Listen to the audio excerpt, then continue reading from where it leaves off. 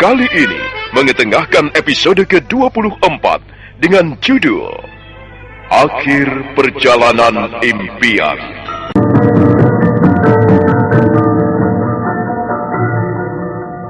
Dalam seri ke-719 ini didukung oleh para pemain Chris Turpon sebagai Rakuti, Hari Asik sebagai Pegel Gajah Mada, Ucok Lubis sebagai Layang Samba, Reni sebagai Rapangka, Ika Kusnadi sebagai Putri Tunggadewi, Renita sebagai Putri Raja Dewi, Salman sebagai Empu Pamot, dan Asli Suhastra, pembawa cerita. Selamat menikmati.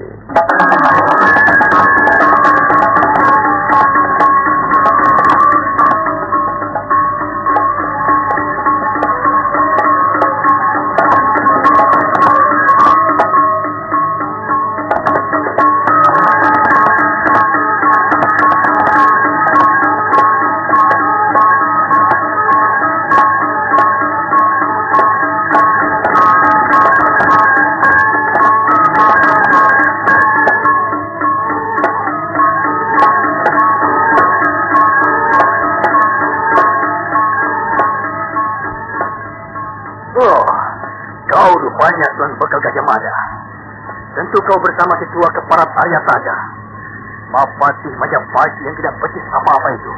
Jangan kau sebut Gusti Patih dengan panggilan seperti itu, Rakuti.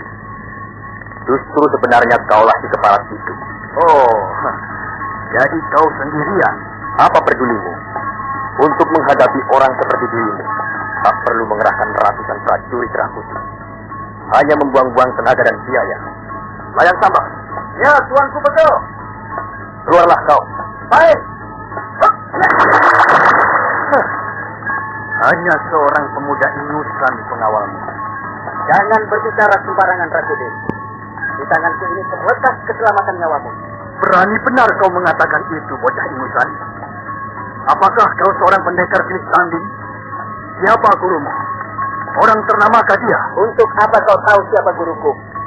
Dan untuk apa kau tahu siapa aku dan dari mana asalku? Rakuti, sekarang bukanlah saatnya saling berkenalan untuk menanyakan jati diri masing-masing. Simpanlah pertanyaan itu dan bawalah ke alam neraka. Curi!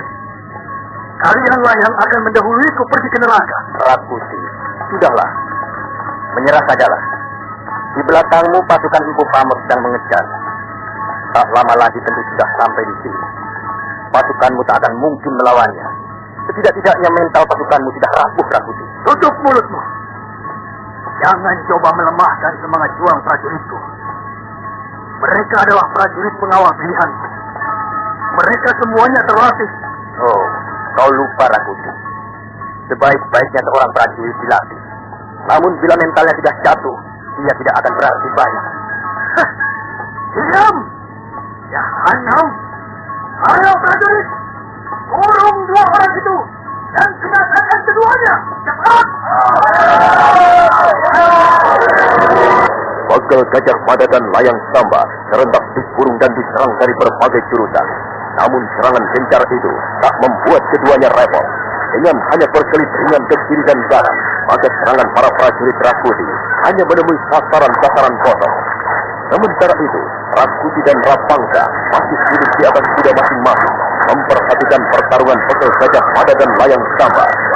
Diam-diam, hati Rakuti berguduk juga. Benarlah apa yang dikatakan bahwa semua yang mencari gangguan. Aku yakin kemampuan dan nampaknya tidak bisa dianggap sepele. Siapa sebenarnya dari mana dan murid siapa?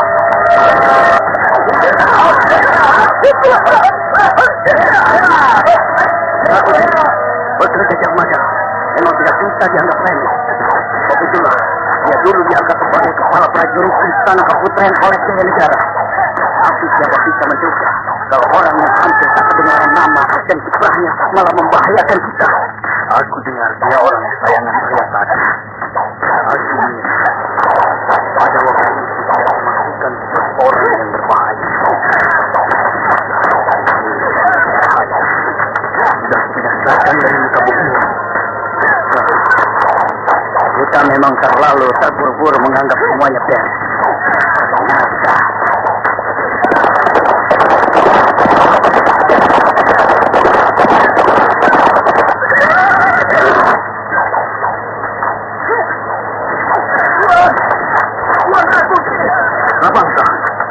Bantu dia melangkah kemari. Cepat.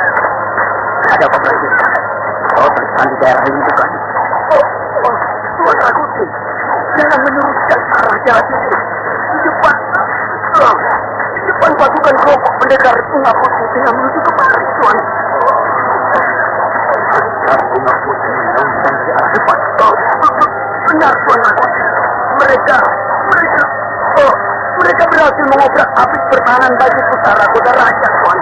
Dan sekarang mereka porak-porandakan pertahanan bagi Tuan. Lalu mereka menuju kemari. Rakuti, dia tewas karena luka-lukanya. Lalu apa yang akan kita perbuat sekarang, Rapangsa? Dari arah depan sudah jelas kelompok pendekar bunga putih kemari.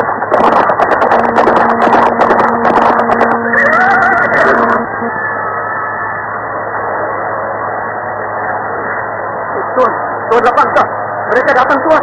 Mereka musuh kita. Mereka? Siapa mereka? Pasukan Pamut. Mereka berada dekat sekali di belakang kita. Rakuti, kita terjepit. Ya, anu. Mereka menjepit kita. Apa boleh buat? Kita harus bertarung sampai mati di tempat ini. Prajurit, bersiaplah. Sebentar lagi kita akan bertarung sampai titik darah penghabisan. Bersiaplah.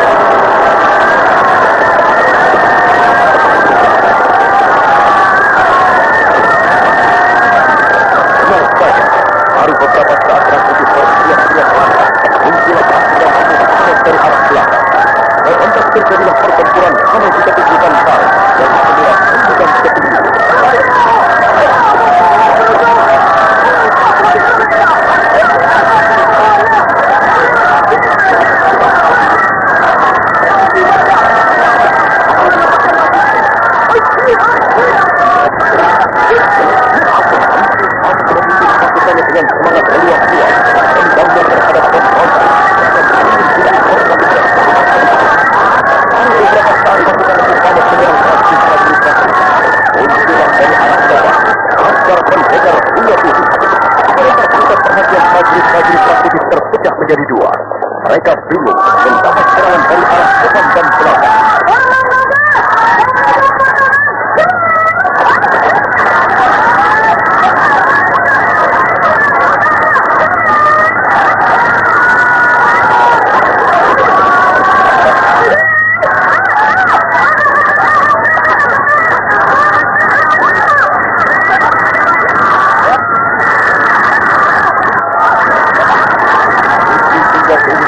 Menyeruak arena pertempuran dan semuanya memimpin dengan agar kawasannya tak cepat dan perizinan. Mereka membawa diri dan darah. Satu persatu tubuh prajurit pemberontak terkawal, memantikan darah, meninggalkan diri kematian.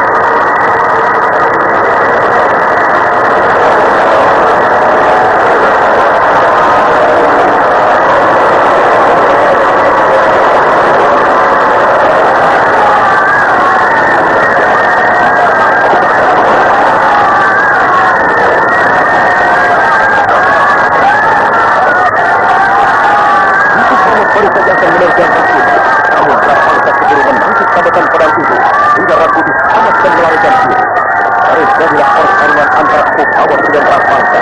Keduanya mengeluarkan kepandaian yang masing-masing. Gajah Kering yang panas. Isian Rahmangsa memang ingin melindungi usaha pelarian Rakuti agar terbebas dari kejaran kawan lawan.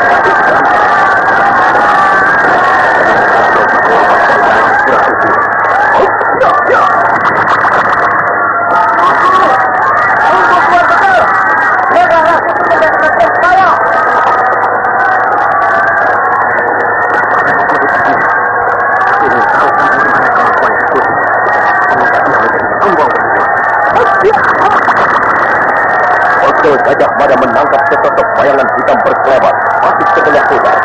Dia yakin betul itu adalah bayangan Rakuti yang lari meninggalkan pasukan. Serta merta ia bergerak mengejar bayangan itu. Namun tak lama setelah itu, Layang Samba pun melompat tinggi mengejar arah mana Gajah Mada menghilang.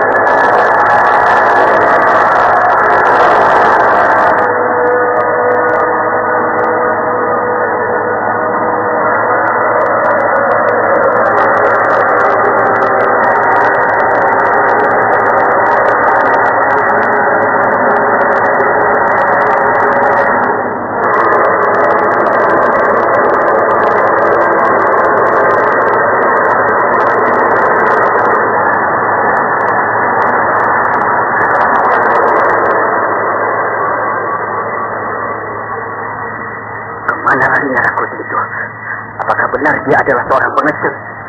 Mengapa dia harus lari memisahkan diri dari pasukannya? Layang Samba sibuk mencari-cari di mana Rakuti bersembunyi. Layang Samba yakin bahwa bekal Gajah Mada baru saja melewati jalan setapak itu.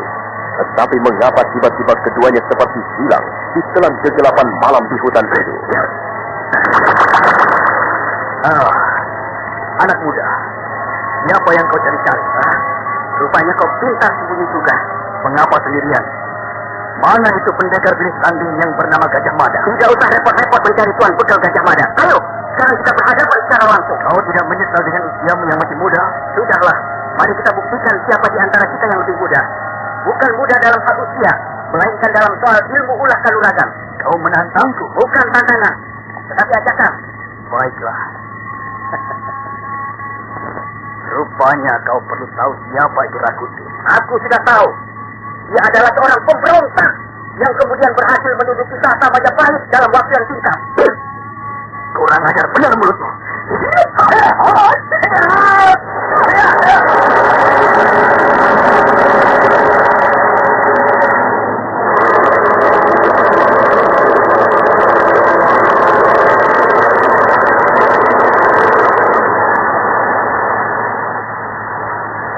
Jadilah pertarungan sengit di tengah hutan arus yang gelap dan pekat.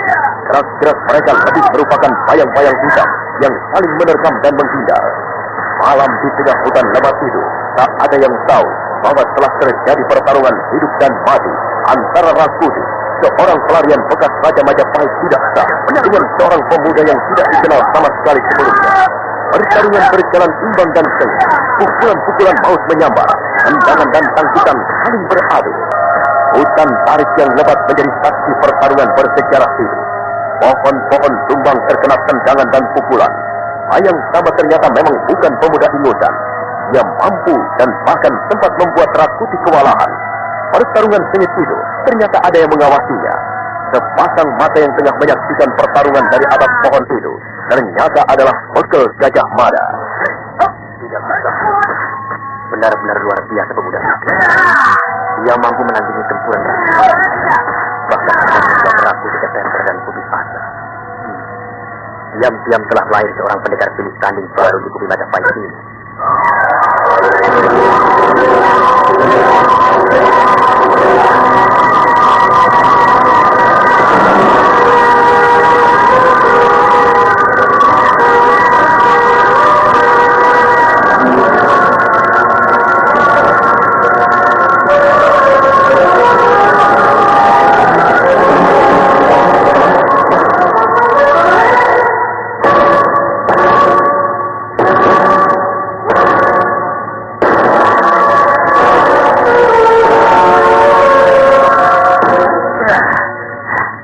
Ternyata diam-diam kau seorang pendekar pilih tanding juga. Tidak, aku belum lagi menjadi pendekar pilih tanding. Aku hanya seorang pengembara yang tidak mempunyai tempat tinggal. Lalu siapa gurumu? Kau tidak perlu tahu. Aku perlu tahu agar matimu meninggalkan kenangan manis buatku. Sayang, karena kau hayang harus terlebih dahulu tewas di tanganku. Pemuda sombong.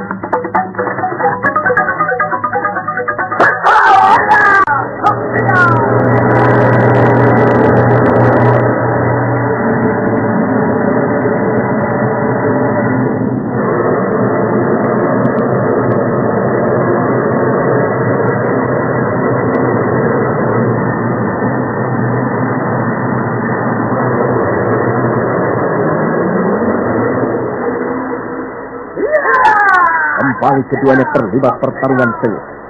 Rakuti sepertinya sudah tak sabar lagi ingin menyerangkan pukulan Aji Sekar Keningnya. Sementara Layang Samba masih melayani Rakuti dengan jurus-jurus biasa saja. Bekel Gajah Mada mulai resah karena Rakuti dalam posisi yang tidak biasanya. Dia memang tengah menyiapkan Aji Sekar Keningnya. Tetapi Layang Samba pun bukan pemuda ingusan. Demikian dilihatnya sang lawan dalam posisi tidak biasanya. Maka serentak dia hentikan serangan dan berdiri dalam posisi yang berlawanan.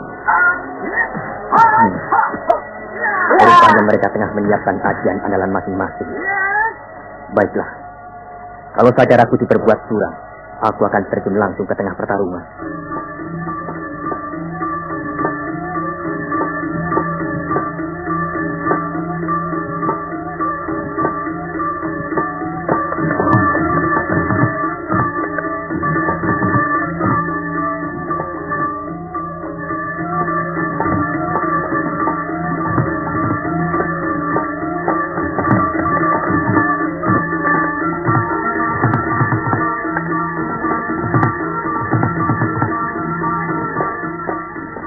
Pemuda ingusan, sekarang jangan harap lagi kau bisa bermain-main.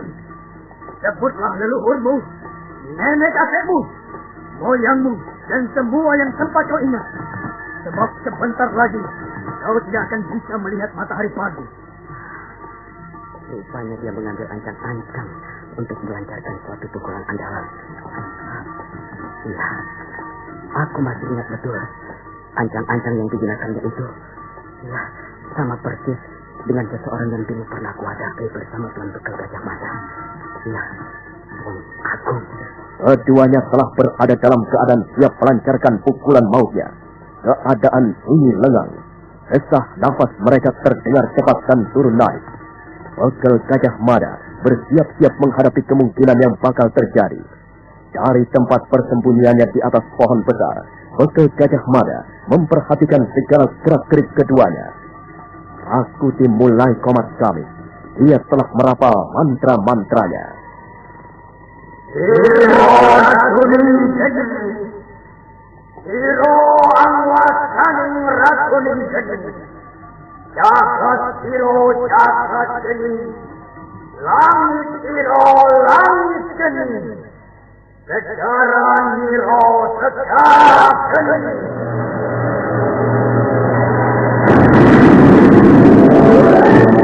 Serial sandiwara radio Mahkota Mayangkara melanjutkan sukses besarnya dalam serial baru yang lebih menarik, Rembulan Kayangan.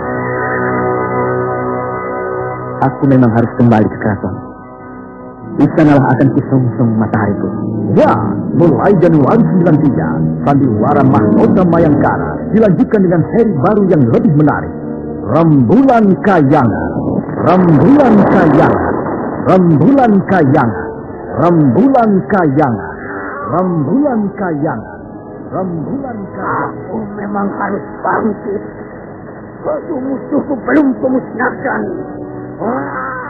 Dengarkan mulai Januari 93 di radio kesayangan Anda ini, drama radio baru lanjutan Mahkota Mayangkara, Rembulan Kayangan.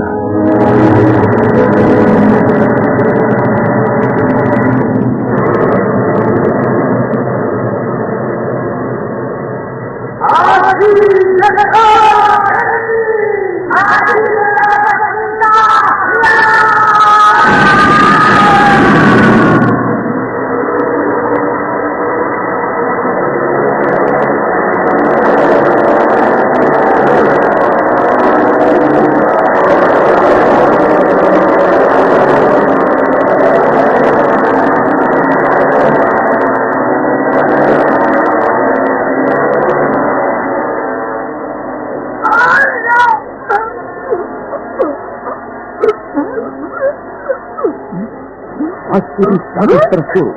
Dari mulutnya keluar darah segar. Sedang Mayang Samba berdiri sempoyongan. Baru saja Rakuti akan kembali berdiri untuk bangkit melawan lagi. Mayang Samba telah lebih dulu melancarkan pukulannya yang kedua.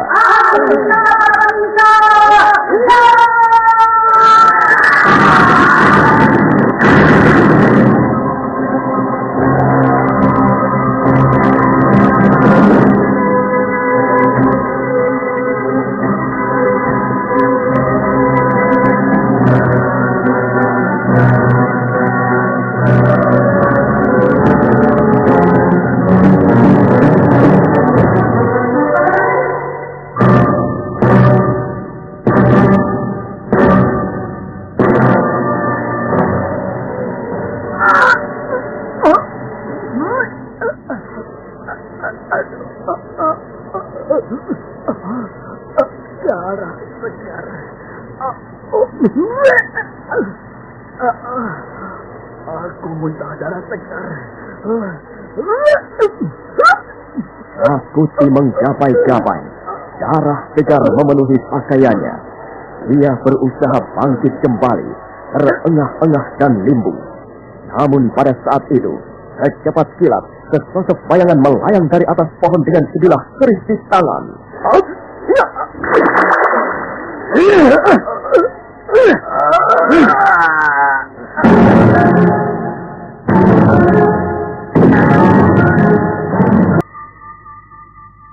Selesailah sudah.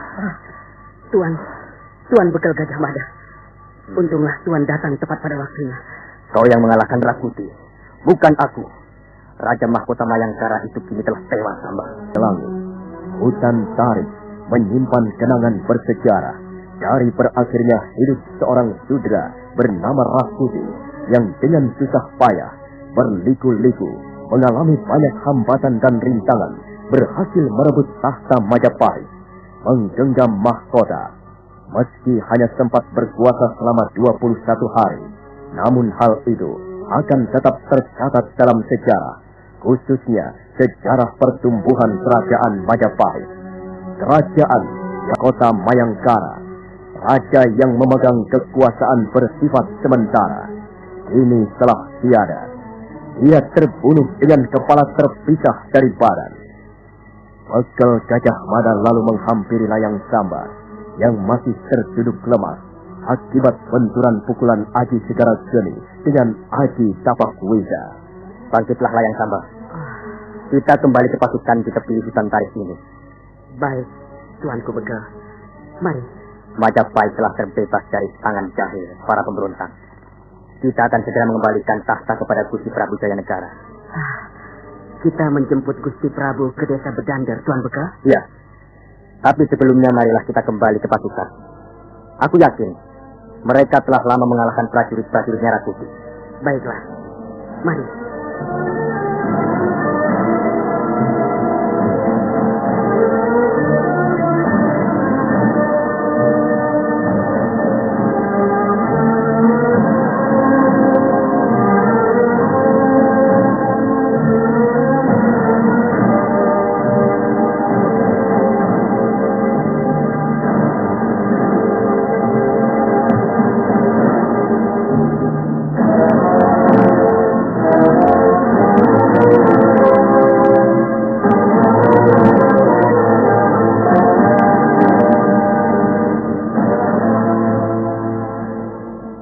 Keduanya segera beranjak meninggalkan tempat itu. Malam masih berjalan tersendat-sendat. Bulan mulai timbul tenggelam di atas mega-mega. Sebentar kemudian, keduanya telah sampai di tempat mana pertempuran antara pasukan Empu Pamot dibantu laskar pendekar Bunga Putih mengalahkan sisa-sisa prajurit Rakudi. Adimada, bagaimana dengan Rakudi? Sudah kau binasakan dia? Dia telah tewas. Kini tak ada lagi pemberontakan. Dan bagaimana dengan sisa prajurit Rakudi? Adimada, ternyata mereka hanya ikut-ikutan karena takut pada Rakudi.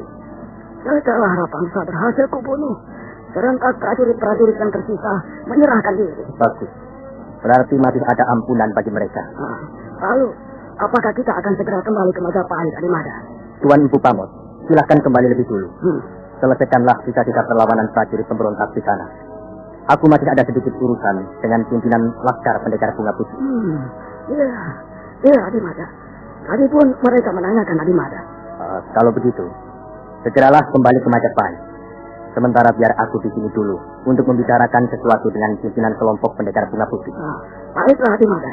Ya, setelah semuanya selesai, aku akan terus menjemput Gusti Prabu untuk kembali ke Majapahit. Apakah Adimada tidak membutuhkan pengawalan untuk kembalinya Gusti Prabu ke Majapahit? Tidak perlu.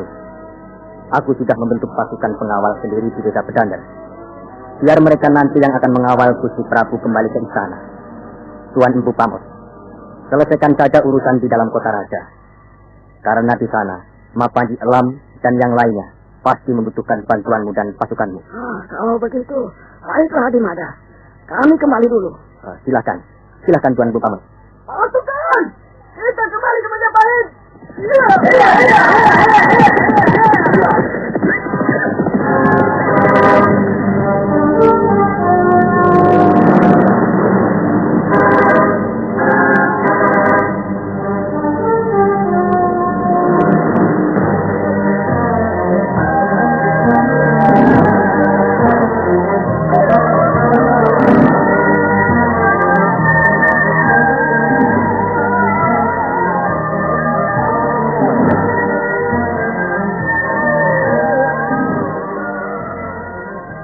Tuan Bekel, Nini Nawamalini ingin bicara dengan Tuan Bekel. Ya, aku memang akan segera menghadap beliau. Beliau ada di bawah pohon besar Brahmastana di sana itu, Tuan Bekel. Baiklah, kalian berdua di sini saja. Aku akan menghadap sendiri saja. Layang Sambal. Ya, Tuanku Bekel. Tetaplah di sini bersama Nandaka dan Pradipa. Aku ada urusan sebentar dengan Nini Nawamalini. Baik, Tuanku Bekel. Para laskar pendekar Bunga Putih beristirahat di bawah pohon-pohon yang rindang. Suasana malam tetap hening dan tenang setelah sebelumnya hingar-bingar oleh adanya pertempuran.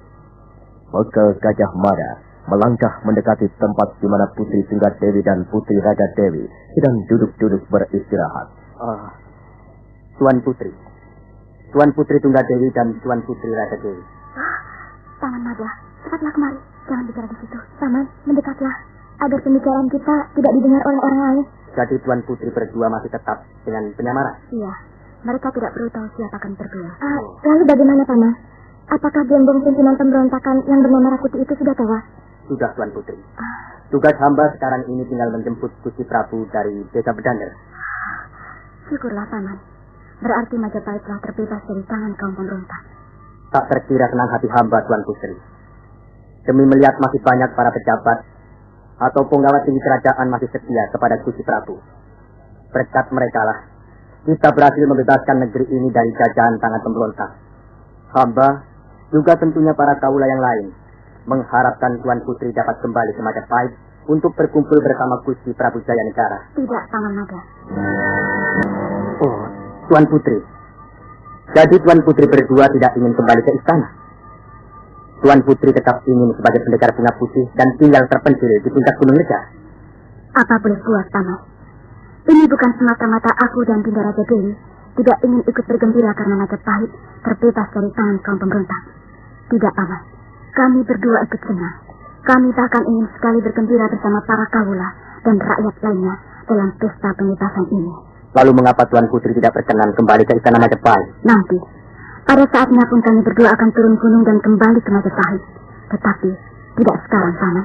Ampun Tuan Putri. Kalau boleh hamba mengetahui, mengapa Tuan Putri berdua tidak ingin kembali?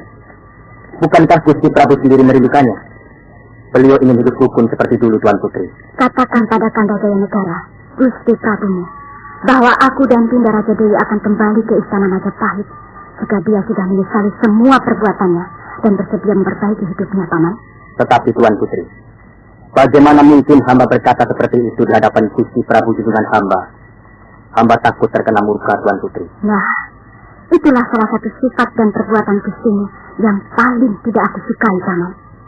Kalau dia sudah bisa berbuat bijaksana terhadap semua rakyatnya, bersikap adil dan rata, mau merubah sikap dan sifatnya yang tidak baik, terutama tentang bermain dengan perempuan, maka aku dan Dinda Raja Dewi akan kembali ke istana Majapahit.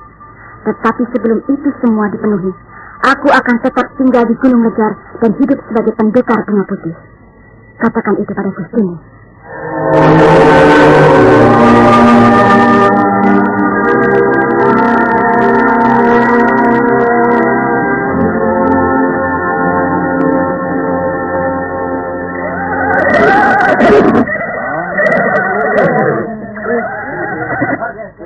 Para saudara, tugas kita telah selesai. Dan sekarang, marilah kita kembali ke Gunung Lejar.